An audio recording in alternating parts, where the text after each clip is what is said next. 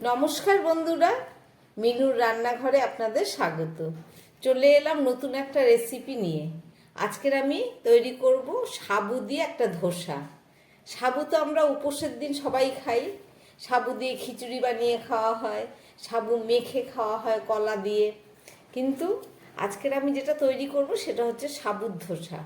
আর সঙ্গে নিয়েছি কিছুটা আলু সিদ্ধ। আমাদের একাদশীর দিন উপোসের মধ্যে আমরা অনেক রকম সবজি আমরা খেতে পারি, তার মধ্যে আলু, কুমড়ো, পটল, কপি এগুলো একাদশীতে খাওয়া চলে সাদা তেল দিয়ে। আর সাবু তো খাওয়া যায়, সেটা সবাই জানি।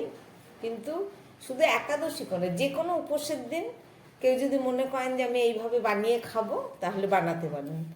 চলুন, আমি প্রথমে এখানে কিছুটা সাবু, এক বাটি মতো সাবু, এই 150 মতো হবে সাবু, ভালো করে ভিজিয়ে ধুয়ে পরিষ্কার করে নিয়েছি। সাবুর দানাটা দেখুন একদম খুব সুন্দরভাবে ভিজে গেছে, একদম নরম হয়ে গেছে। আর সঙ্গে একটা কাঁচা লঙ্কা আর একটু আদা নিয়েছি, এইটাকে একটু পেস্ট করব। আর বললাম তো উপোসে তো আলু খাওয়া যায়, আর কিছুটা আলু সিদ্ধ করে নিয়েছি। এইটা দিয়ে একটা তরকারি করে একটা ধোসার মতো খাবার তৈরি করব। তাহলে চলুন শুরু করি। একদম প্রথমে আমি একটা মিক্সিং জার নিয়ে নিলাম, তার মধ্যে এই ভিজিয়ে রাখা সাবুটা আমি দিয়ে দিচ্ছি।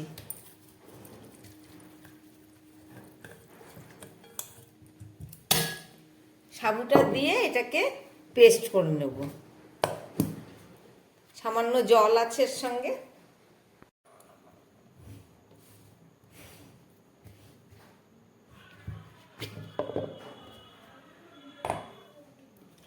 এই যে আমার সাবুর পেস্ট একদম রেডি হয়ে গেছে।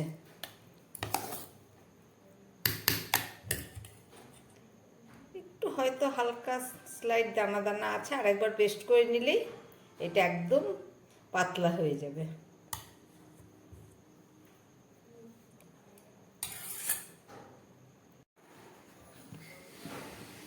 আমি মিক্সিতে আরেকটু পেস্ট করে নিলাম, এবার আর দানাগুলো একদম দেখা যাচ্ছে না।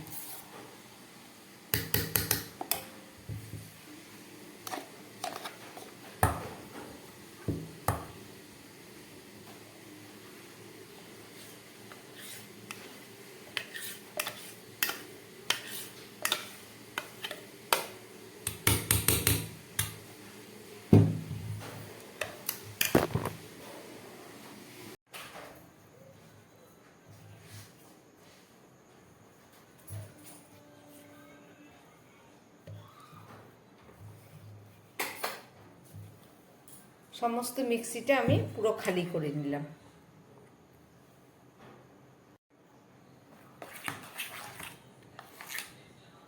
ঘন একটা সাবুর পেস্ট তৈরি হয়ে গেল। এবার চলুন এর মধ্যে একটু আদা, কাঁচা লঙ্কা, নুন এগুলো সব মিশাতে হবে। আমি একটা কড়াই বসিয়ে দিয়েছি, তার মধ্যে দিয়ে দিচ্ছি সামান্য একটু তেল, সাদা তেল দিয়ে দিলাম। এবার এই তেলের মধ্যে আমি একটুখানি হিং ফোড়ন দিচ্ছি। এই যে হিং নিলাম, আর দিয়ে দিচ্ছি 1 চামচ গ্রেট করা আদা, আর দিয়ে দিচ্ছি 1 চামচ কাঁচা লঙ্কা। এছাড়া দিয়ে দিচ্ছি একটু জিরে।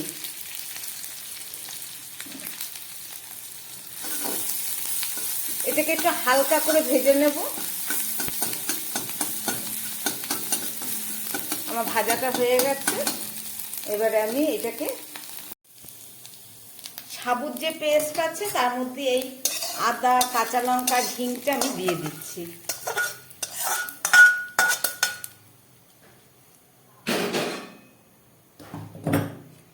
দিয়ে এটাকে খুব ভালো করে মাখিয়ে নেব। আর দিয়ে দিচ্ছি একটু নুন, সন্দক নুন, এটা দিয়ে দিলাম। দিয়ে এটাকে খুব ভালো করে আমি এই সাবুর সঙ্গে মাখিয়ে নেব। কেউ যদি মনে করেন যে শুধু সাবু দিয়ে করব না, তা আপনারা 2-3 চামচ ময়দাও এর মধ্যে ব্যবহার করতে পারেন। কিন্তু আমার কাছে অনেকটা সাবু রয়েছে, আমি আর দিলাম না। আমার পেস্টটা রেডি হয়ে গেছে। এবার তো চলুন আগে তরকারিটা করে নিই। আমার সাবুর পেস্ট রেডি হয়ে গেছে, এবার চলুন তরকারিটা করে নিই। আমি একটা কড়াই বসিয়ে দিয়েছি, তার মধ্যে একটু সাদা তেল দিয়ে দিচ্ছি।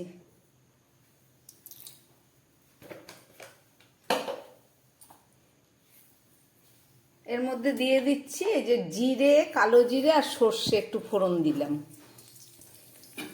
আর দিয়ে দিচ্ছি দুটো শুকনো লঙ্কা,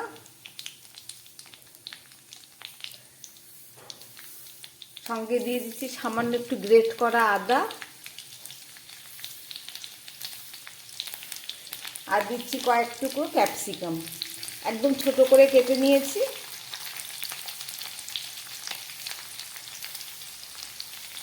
আর দিয়ে দিচ্ছি খুব সামান্য একটু টমেটো।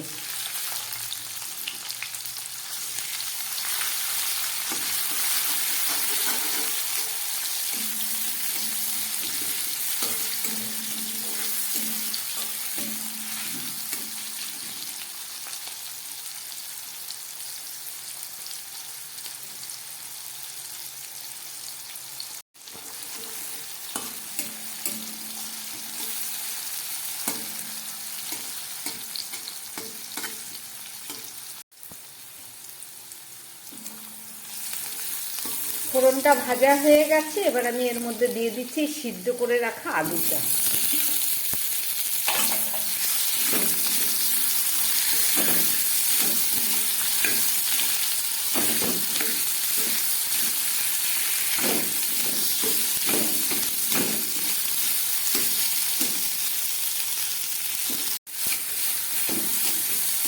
আলুগুলোকে একটু ভেঙে দিলাম। সাবুত ধোসার তরকারি, এর মধ্যে আপনারা চাইলে একটু তেঁতুলের জলও দিতে পারেন, একটু টক টক লাগবে, কিন্তু আমি একটু টমেটো দিয়েছি যেহেতু, সেই কারণে আর দিলাম না। আমার তরকারিটা প্রায় হয়ে গেছে, এবার আমি এটাকে নামিয়ে দেবো। লঙ্কাগুলোকে আমি ভেঙে দু টুকরো করে দিচ্ছি, নাহলে ঝালটা পাওয়া যাবে না।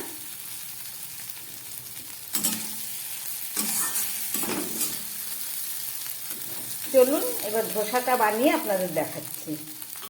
প্রায় 10 মিনিট হয়ে গেছে, আমি সাবুটাকে মশলা দিয়ে মেখে রেখেছি। চলুন এটাকে এবার ভেজে আপনাদের দেখাবো।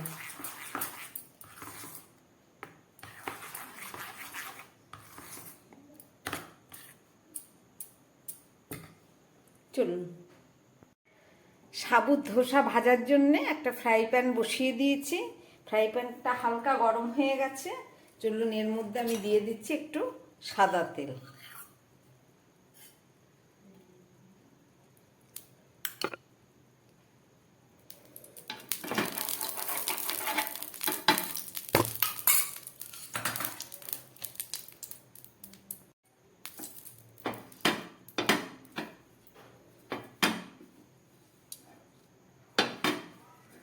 খুব ভালো করে তেলটাকে আমি মিশিয়ে দিলাম।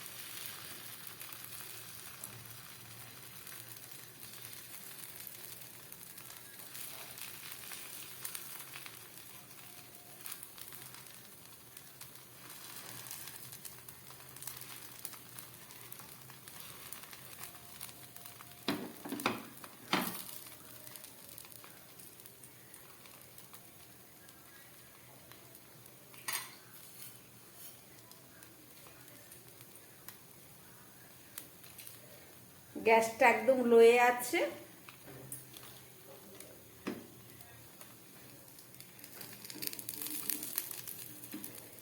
যেহেতু এটা সাবুর, তাই বেশি বড় করলাম না, একটু ছোট করেই করছি।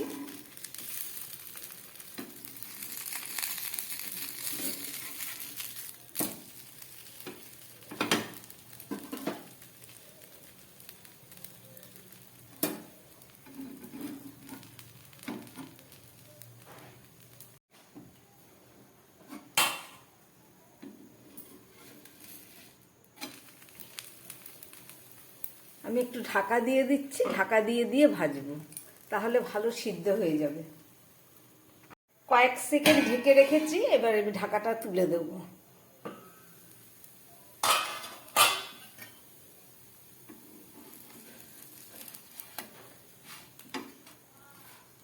কেউ যদি বেশি মচমচে খাবো মনে করেন, তাহলে আঁচটাকে একটু মিডিয়ামে করে দেবেন বা হাইয়ে করে দেবেন, তাড়াতাড়ি হয়ে যাবে। আমি একটু নরম নরম ভাজতে চাইছি বলে গ্যাসটাকে একদম কমে রেখেছি।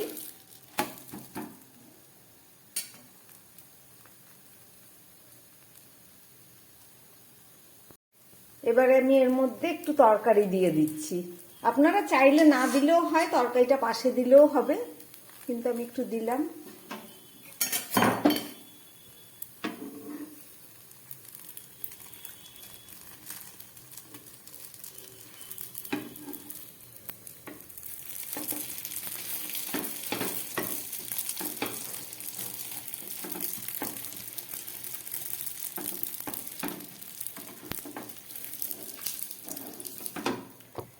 ঠিক এইভাবে আমি ভেজে নেব।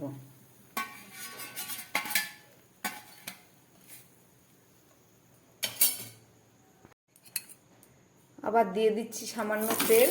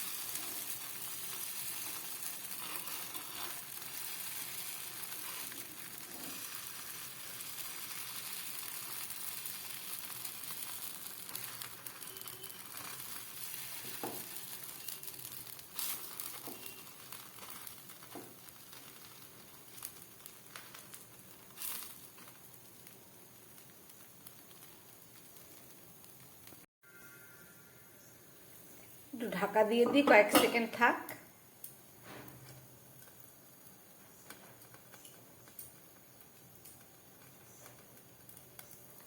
এবার ঢাকাটা খুলে দিচ্ছি।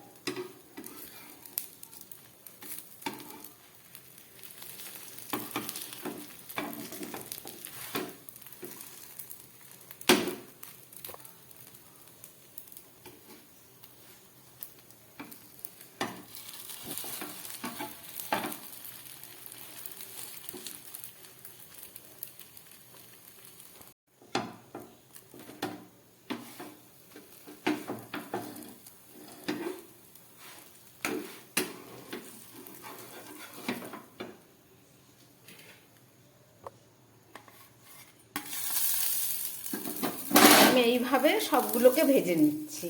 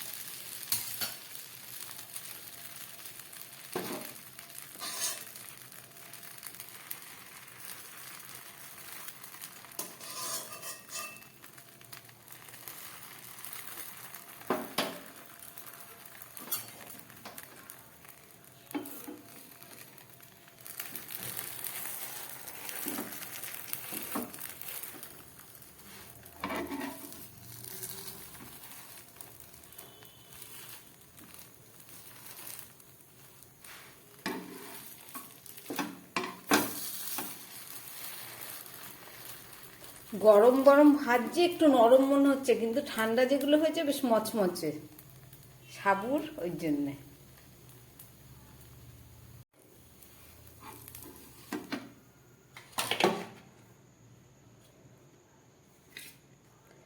অনেকগুলো ভাজা হয়ে গেছে। এবার আমি যেগুলো ভাজবো সেগুলো আর পুর দেব না, এমনি প্লেন রুটির মতো ভাজবো।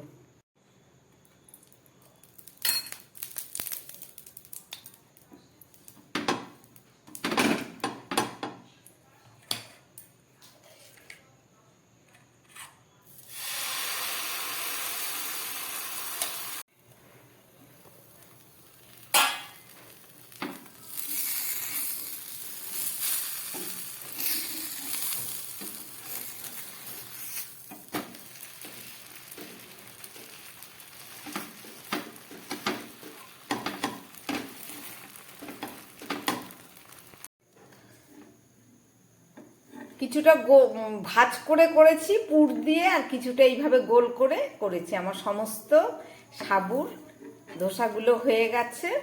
এবার চলুন পরিবেশন করে আপনাদের দেখাচ্ছি।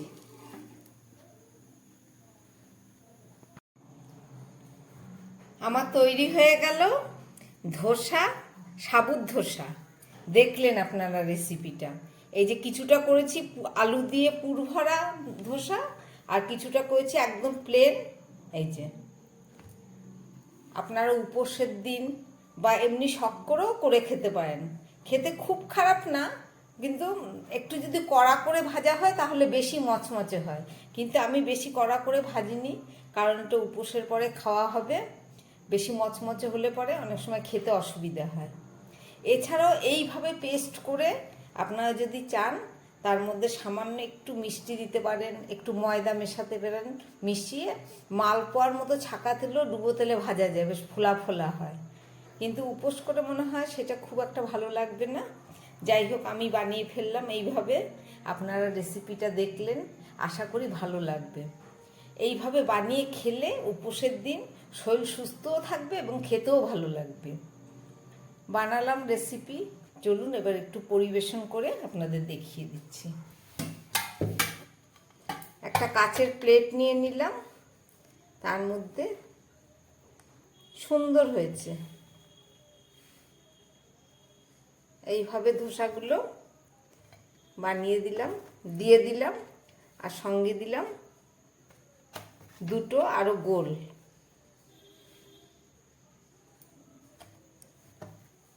ভালোই নরম হয়েছে, খুব যে ইয়ে হয়েছে তা নাই। যে গরম গরম খেতে খুব সুন্দর। আর দিয়ে দিলাম সঙ্গে একটু তরকারি। আমার সাবুর ধোসা একদম রেডি। এগুলো খুব কম তেল দিয়ে একদম তৈরি করা হয়েছে হেলদিভাবে, যাতে উপোসের দিন খেয়ে কোনো রকম শরীর খারাপ না হয়। খেলে পেটটাও ভরবে এবং নিয়মটাও মানা হবে। বানালাম, রেসিপিটা দেখলেন, আশা করি আপনাদের ভালো লেগেছে। এইভাবে বানিয়ে খাবেন। যদি ভালো লাগে তাহলে আমার চ্যানেলটাকে লাইক করবেন এবং সাবস্ক্রাইব করবেন, যাতে আমি আগামী দিন আবার নতুন কোনো ভিডিও নিয়ে আসতে পারি। নমস্কার, সবাই সুস্থ থাকবেন এবং ভালো থাকবেন।